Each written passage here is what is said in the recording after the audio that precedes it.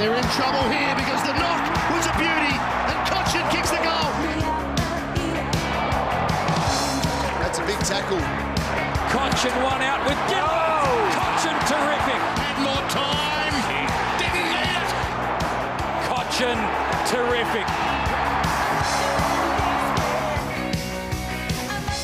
Two armies went to war on Saturday at the MCG. Only one went home victorious.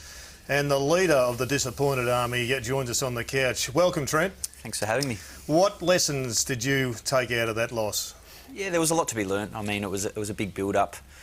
We thought we were ready, and even looking back to our training, we probably didn't have the standards that we had leading into other games during the season so far, and that was disappointing. That was something we reviewed as a leadership group today. But during the game, we just didn't feel like we controlled the game when we had opportunities to. I'm surprised at a lack of standard at training, given that for us, we built it up as a grand final for the Tigers. It was almost your coming out game. You were going to prove that all of our expectations were correct about how far you'd come, and yet your standards at training were poor. That staggers me.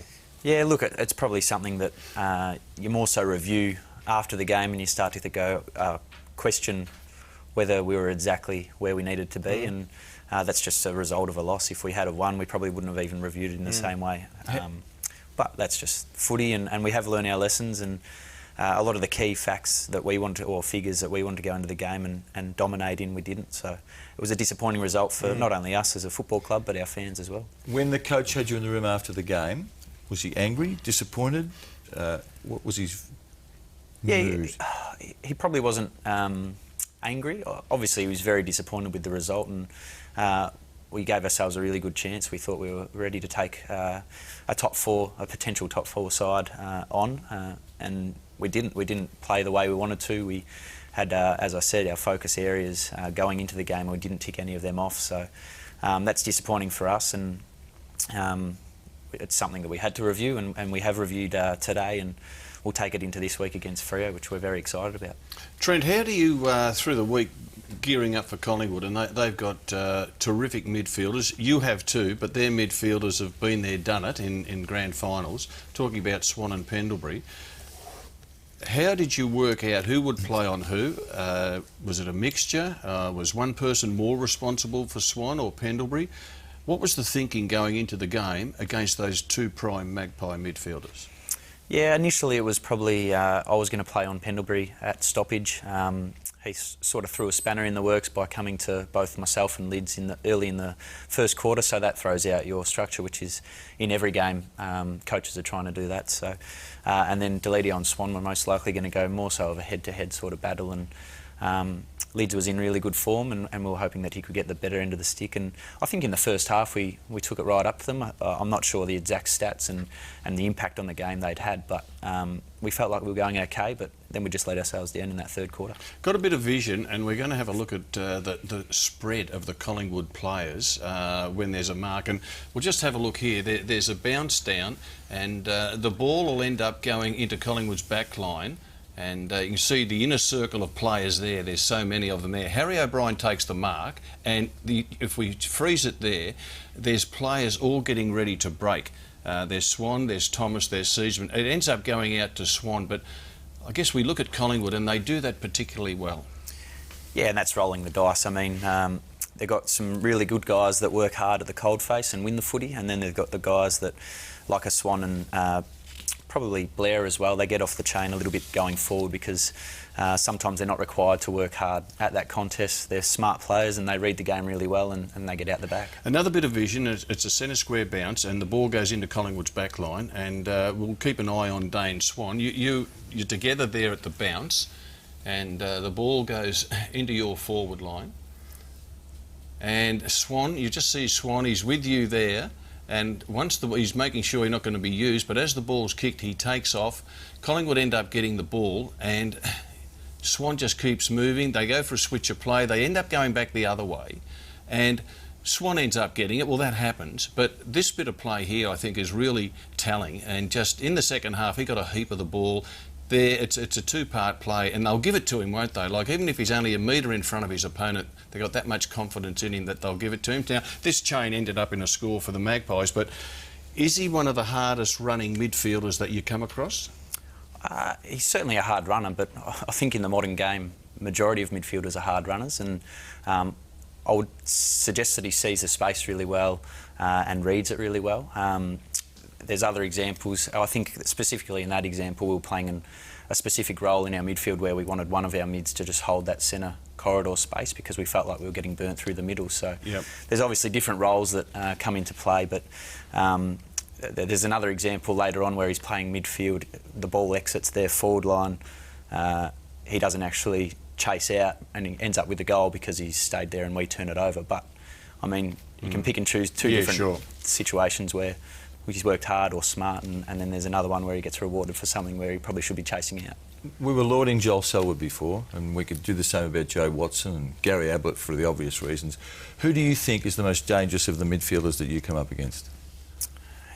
Yeah, I've always idolised Gary Ablett, and still looking back on that St Kilda game, you just see the way he can change a game. I think he kicked 3 or 4 goals in one quarter, and he's consistently having mid-30 possessions, and most of them are pretty effective. So he's certainly the most talented in my eyes as a midfielder, but Joel Selwood's impact and the way he leads is obviously something to aspire to. I want to ask you about your recruiting over the summer. You got Troy Chaplin in, and we thought to take the big boys, yet we saw Rance conceding height and weight to Cloak on Saturday. And experience. I think that's a really good question because Chaplin comes into your club as an experienced defender.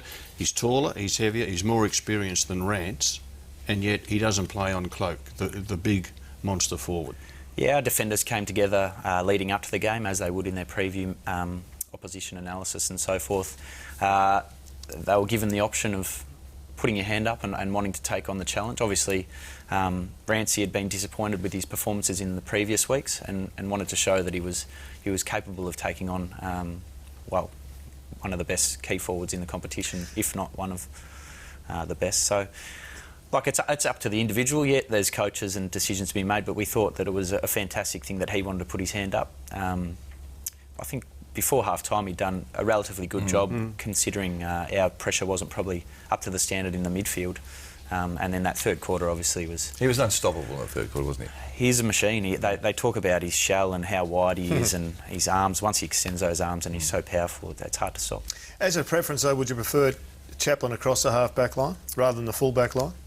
I think he's really good at that drop-off defender. So if we can get him on a lesser type and utilise his influence that way, it's a positive for us. But it's certainly great to know that we have 2 or 3 options down there.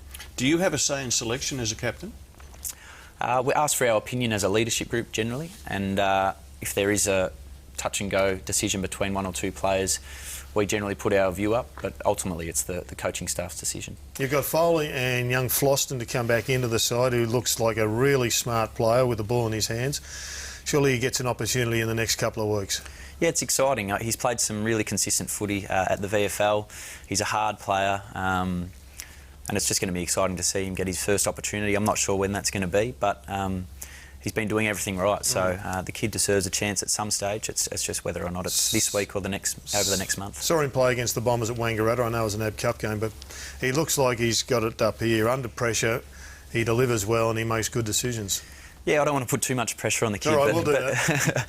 Even on our pre-season camp, he took charge of our group. I was in his team and started leading the way in some navigation stuff. And at such a young age to take control and stand up as a leader is fantastic signs. Trent, from the outside, before you became captain, you were seen as quiet, almost a bit shy. How have you coped with the extra responsibilities and the various responsibilities that you've got as captain? Yeah, look, there's a lot of challenges, but there's also a lot of perks to being captain. What do you like and what don't you like about it? I love the extra responsibility on field, and you're always required to perform, but there's also that added pressure of performing every week to the top best of your ability. And I think most of the top players are so competitive that they want to compete at the best of their ability. So that's probably what I most enjoy. The other parts are the extra stuff that you have to do around the club, hanging around, spending time with You're good at small pressing issues. the flesh? What's that, sorry? You're good at pressing the flesh, with sponsors and important people to the footy club? Yeah, I think I've got pretty good relationships with a number of the sponsors and the key corporates that are involved at the club, and it's just about spending time and learning a little bit about them and giving them a little bit more time than you normally would, due to the experience and the help that they're giving us. Your teammates call you grandpa. You're obviously not a social butterfly because you go home early. Do you have a pair of slippers? I do have a pair of slippers. I think they're Peter Alexander though, Jared, so they're not too bad. Trent, what about Dustin Martin? We all get excited watching him play. The stats tell us that he falls away in the second half of games. How long did it take you, and we'll have a look at them there, no Tiger in the tank, second half compared to the first half? And it's quite telling, isn't it, when you look at his disposals, first half, second half, inside 50s and scoring shots. How long did it take you to build a tank that you were confident you could play 4 really strong quarters in the midfield? Yeah, I wouldn't say I was confident until probably last year, and even now it's hard work. It's a very tiring game, and rotations, if they do happen to head down that path of shortening them, it's only going to make it more challenging. But the reality is for Dustin, the week before he had a lot of rotations, kept himself fresh, and that's just got to be our goal for him going into the back end of games. Lots of expectations on Ty Vickery. Everyone wants the big, tall, strong marking, goal-kicking key forward. How's his progress from inside the footy club? Yeah, I think the thing with Ty that a lot of supporters and so forth wouldn't notice is how much he does for the team, and he does play a selfless role. He always leads his opposition up the ground or out of Jack's space, or but even Luke McGuan's place. But you need more from your centre-half forward than that. Yeah, I think it comes. We see probably every couple of weeks that he's getting some reward, and we'd love to see him take a few more bigger contested marks. But he's a young developing. He's the same height as a lot of the ruckmen. Some of them don't develop until they're 24, 25. He's a very talented guy, but again, he's a tall, and I don't think you can expect the best footy of them until they're a little bit more mature. Trent, it's been great for you to come in. We do appreciate you joining us. There's a bit of a kick in the guts, I guess, on the weekend, but you've got to rebound quickly. Dockers, Geelong and Port Adelaide. You started well. You'd need to win one or two of those to keep it going. Appreciate your time and good luck. Thanks very much, guys. Appreciate it. Thanks, Trent. Trent Cotchin, captain of the Tigers, our special guest. More on the couch after this.